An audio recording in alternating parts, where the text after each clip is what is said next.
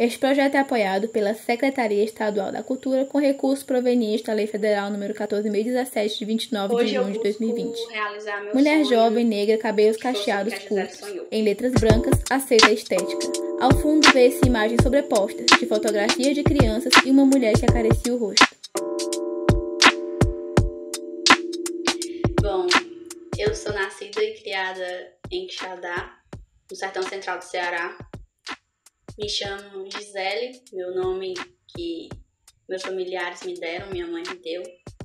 Porém, após minha primeira publicação, eu decidi que iria publicar com o pseudônimo Kinaya, e hoje em dia ele não é só mais um pseudônimo.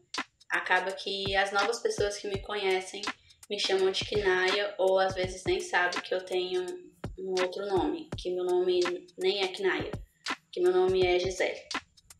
A pessoa que eu sou hoje não se diz muito do que eu era antes. Então, hoje eu prefiro ser chamada de Kinaya do que de Gisele, por conta da pessoa que eu me tornei e da pessoa que eu ainda estou em processo, digamos assim, porque nunca está acabado.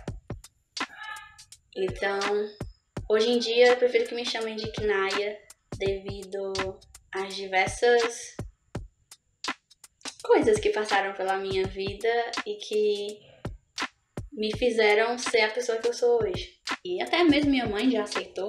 Ela mesma passa para as amigas dela tudo que sai sobre mim e diz: essa daqui é a minha filha, porque é esse nome que ela usa agora. Então, é um processo que eu não consigo mais abandonar, essa questão de usar um nome artístico, não só quando eu vou publicar alguma coisa. Eu acho importante para mim separar também essas duas vidas, porque acaba que nem sempre eu gosto de escancarar para todo mundo, por exemplo, que eu sou escritora. Afinal, eu sou professora de crianças e meu primeiro livro ele não é um livro adequado para crianças. Então acaba que atiçando a mente também dos meus alunos e nem sempre eu falo. Então eu prefiro separar essas duas coisas.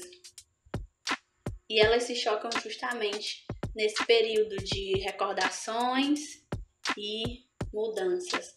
Recordações, lembranças aplicadas dentro de uma literatura que eu, por mais que não me chame pelo meu nome, eu não deixo de colocar ali porque são importantes para mim. Mãos manuseiam fotografias de Kinaya quando criança. Gisele começou a escrever assim que aprendeu a escrever. E até hoje não parou. O primeiro livro que eu li, que eu tenho em mente, né, é A Bruxa que Roubou o Sol. É uma literatura nacional infantil. Eu li por meio da alfabetização, o primeiro ano, como chamam hoje em dia. E desde então eu me interessei muito por literatura fantástica, sabe? E eu acredito que a literatura fantástica, esse gosto, vem justamente porque o meu primeiro livro falava justamente disso, né? Uma bruxa que roubava o sol pra galera da floresta ali não ter mais alegria igual ela. Mas uma coisa interessante que sempre esteve presente na minha vida foi a poesia. Quando eu era criança, eu rimava com muita facilidade. Muita facilidade. E sem contar que minha família é uma família também de músicos. Então eu acabava aqui gostando muito de fazer músicas pra ver se o meu irmão cantava também essas músicas. E eu rimava com muita facilidade. Quando eu fui crescendo, na adolescência, enfim. E até hoje eu perdi muito dessa habilidade de rimar ou falar assim de uma hora pra outra um verso, sabe? Versos que combinem. E aí isso veio a me deixar um período assim bem pra baixo, porque eu pensava que eu tinha perdido essa habilidade de fazer poesia, mas na verdade eu só tinha encontrado outra forma de fazer poesia. E isso tá muito presente no meu primeiro livro. O Versos Livres Como Nós foi escrito pela Gisele. Ele teve um início sendo escrito pela Gisele e finalizou sendo escrito pela Kinaya. E é um livro bem que que as pessoas consideram íntimo, sabe? Inclusive, eu tenho um feedback muito interessante desse livro. Na verdade, são dois. Um é que um autor leu e disse que dava muito pra ver os meus dois lados. Dava muito pra ver Gisele ali naquele livro, sabe? E o outro depoimento foi da minha mãe, do coração, que ela disse que depois que leu o meu livro, ela sentiu o orgulho de ser uma mulher negra. E isso pra mim foi muito louco, assim, porque eu nunca pensei que eu ia ter um feedback tão pesado e importante, assim, na minha vida, sabe? Então, quando Versos Livres Como Nós estava sendo escrito, ele é um livro de poemas, e é um livro de poemas ele é um livro de diferentes épocas da minha vida e que situam coisas que nem aconteceram comigo, sabe? E acaba que por ser poesia e por falar de situações amorosas ou coisas do tipo, as pessoas acabam que associando a coisas que eu passei, mas nem sempre é isso. Existe sim muito de mim ali, existe sim muitas das coisas que eu vivi, mas nem tudo é sobre mim. Nem tudo é sobre o autor na literatura. Acho que isso é importante de frisar. Mão folheia o livro Versos Livres Como Nós. A observação, pra mim, é o que leva à escrita. Então, eu sou uma pessoa curiosa, mas eu não sou uma pessoa que fica curiando a vida dos outros. Eu gosto de ouvir histórias se as pessoas estiverem a fim de me contar. Eu gosto de uma conversa enquanto você tá esperando sua comida ficar pronta em algum lugar e aparece um senhor falando do saco do feijão que tá tal preço. E você começa a conversar com ele e dali já vai surgir talvez uma cena pra alguma coisa, sabe? Na minha cabeça. Então, eu gosto de ouvir histórias e eu gosto de observar as pessoas. Eu gosto de observar o cotidiano. E isso se passa por mim como um filtro, até porque eu não posso absorver tudo, senão eu acabo ficando doente pelas situações dos outros. E eu também tenho minhas situações. Não foi o livro, eu conheço os homens, de Quinaia. Entre Versos Livres Como Nós e Eu Conheço os Homens não é porque Versos Livres é poesia e Eu Conheço os Homens é prosa. E sim porque Versos Livres Como Nós não tem uma demarcação de identidade regional como Eu Conheço os Homens tem. Isso não tem nenhum julgamento de valor entre as obras, mas pela pessoa que eu sou hoje, o meu segundo livro ele traz, na verdade, muito mais a pessoa que eu sou hoje do que o primeiro.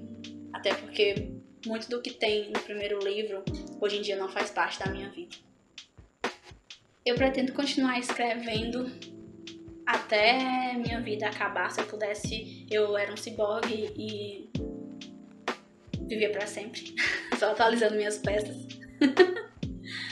Mas eu quero escrever, continuar escrevendo. Imagem de Quinaia assinando livros. E, sei lá, fazendo um filme de Quinaia Black. Histórias. Grampos sobre uma mesa. E buscando sempre aprimorar minha escrita, principalmente através do afrofuturismo, que é algo que eu pesquiso, que eu busco introduzir na minha obra. E sobre o futuro, quando eu penso sobre o futuro, eu tento positivá-lo ao máximo. Não só para mim, mas para todos os pretos que estão ao meu redor e os que não estão na minha visão. E para fazer isso, seria interessante que a gente começasse agora, porque não dá para pensar no futuro e só querer realizar as coisas no futuro. Acaba que esse futuro nunca chegando, porque ele vai ser sempre o amanhã. Redes sociais, @afrofuturista-cearense. Não dá pra deixar as coisas para amanhã do jeito que as coisas estão hoje, sabe? Então essa questão temporal é algo que me fascina muito. Justamente porque a gente não deve brincar com o tempo, sabe? Então, quando eu conheci o afrofuturismo, que foi o que me inspirou também nesse movimento, né, de Gisele Quinaia e de Gisele escritora, no caso eu escritora, eu passei a pensar mais no futuro e tentar positivar esse futuro, e principalmente através da literatura, não só da minha escrita, mas da divulgação de outras pessoas que escrevem afrofuturismo. Creio que é uma coisa extremamente importante, principalmente para as crianças e para os jovens pretos, sabe? Porque através disso a gente pode começar a pensar uma mudança que vai refletir nos próximos anos. É que nem aquela árvore das tâmaras, você planta hoje, mas você não sabe se você vai ver aqueles frutos, sabe? Você não sabe se você vai colher, mas você tá plantando hoje, entendeu? Direção: Alan Avelino. Coordenação: Kinaia. Edição: Samuel Maciel. Fotografia: Ellen Andrade. Roteiro: Túlia Eduardo. Legendagem: Jadon Felipe. Audiodescrição e locução de audiodescrição: Milena Santos. Ressonância Preta: Casa Algueiro. É algo que eu sonhava na minha infância. Eu abro isso para qualquer pessoa, sabe?